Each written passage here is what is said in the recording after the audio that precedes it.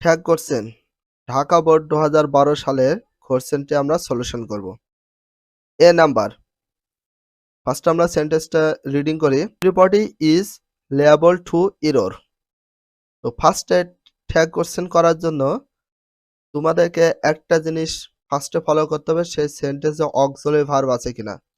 তো এই সেন্টেন্সে অক্সিলারি ভার্ব আছে ইজ, সেন্টেন্সে সাবজেক্ট কি আছে এভরিবডি।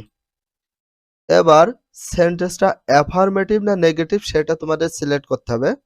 সেন্টেন্সটা হচ্ছে অ্যাফার্মেটিভ, তো এর জন্য সেন্টেন্সটি যেহেতু অ্যাফার্মেটিভ ট্যাগ করার সময় নট ইউজ করতে হবে। এখানে আমাদের অক্সিলারি বা হেল্পিং ভার্ব হিসাবে আছে হচ্ছে ইজ, বাট এখানে কেন আর বসেছে, তো দের পরে তো এভরিবডির পরিবর্তে আমরা কি নিয়ে আসবো, দে। কারণ এভরিবডি যে সাবজেক্ট হিসাবে বসে সেটা প্রোনাউন রূপে দে ইউজ করতে হয়। তো দের পরে তো কখনো ইজ বসে না, তো দেকে কেন্দ্র করে অ্যামিজারের ভিতরে একটা সম্পর্ক আছে। তো অ্যামিজারের পরিবর্তে এখানে যে ইজ আছে, ইজের পরিবর্তে আমরা আর ইউজ করতে পারি, কারণ দের পরে কখনো ইজ বসে না। দের পর দে যেহেতু প্লুরাল সাবজেক্ট, এই জন্য ভার্বটা হতে হবে plural.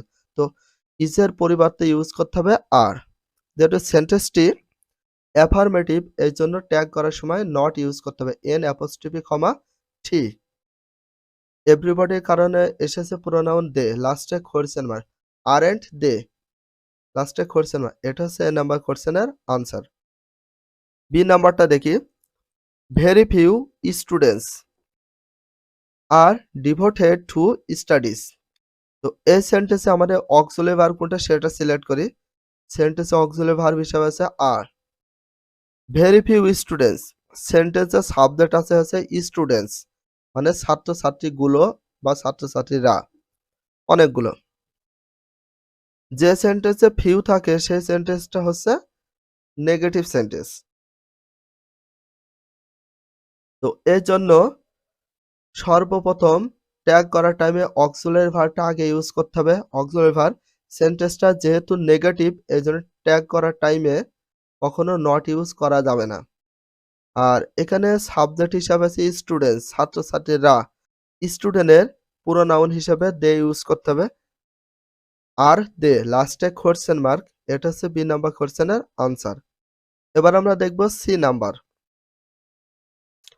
Please don't waste your time.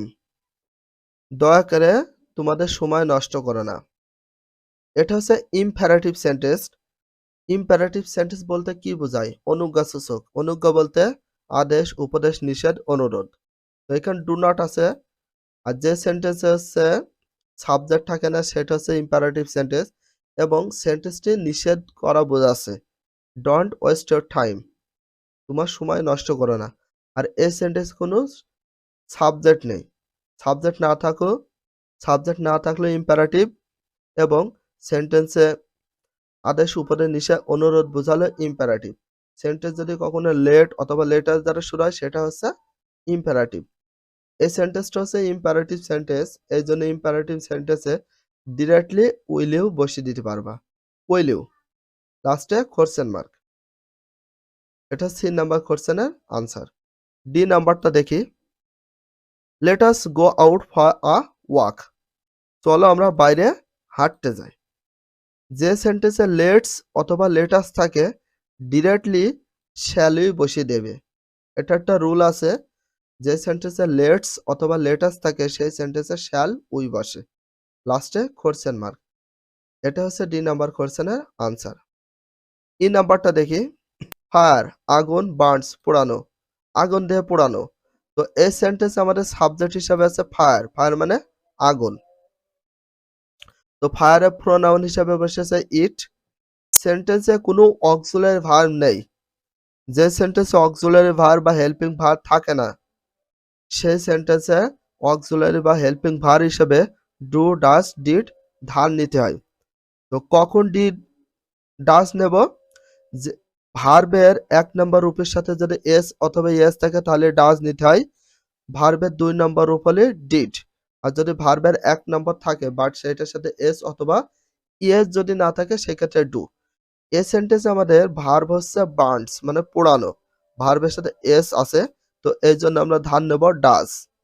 সেন্টেন্সটি হচ্ছে অ্যাফার্মেটিভ, এই জন্য আমরা কি ইউজ করব? নট।